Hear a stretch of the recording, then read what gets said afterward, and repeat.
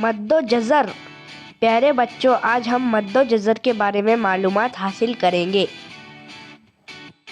سمندر کے کنارے کبھی کبھی پانی ساحل کے قریب ہوتا ہوا دکھائی دیتا ہے تو کبھی بہت دور چلا جاتا ہے۔ سمندری پانی کی روزانہ ایک مقررہ وقت پر ہونے والی ہلچل کو مد و جزر کہتے ہیں۔ مد و جزر سمجھنے سے پہلے ہمیں ثقلی قوت اور مرکز گریز قوت سمجھنا ضروری ہے۔ ثقلی قوت ہر سیارے کی کسی چیز کو اپنی طرف کھینچنے کی قوت کو ثقلی قوت کہتے ہیں۔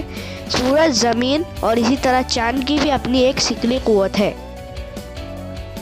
اسی طرح گردش کی وجہ سے زمین کو ایک خاص قسم کی طاقت ملتی ہے جو زمین کے مرکز کے مخالف سمت میں کام کرتی ہے۔ اسے مرکز گریز قوت کہتے ہیں۔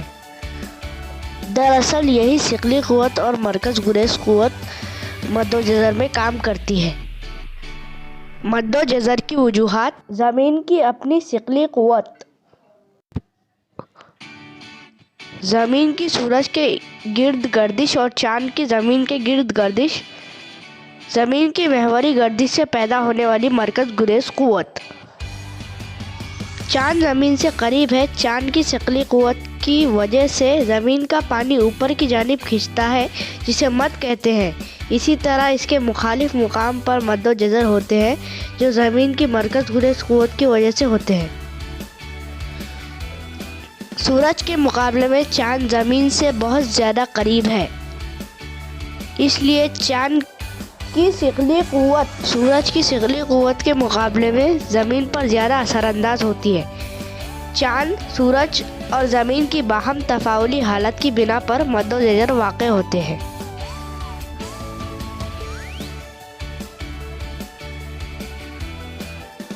آئیے مد و جزر اکبر کے بارے میں جانتے ہیں۔ چاند اور سورج کی مد پیدا کرنے والی قوت اماوس اور پونم کے دن ایک ہی سمت میں عمل کرتی ہے، جس کی وجہ سے ثقلی قوت میں اضافہ ہوتا ہے۔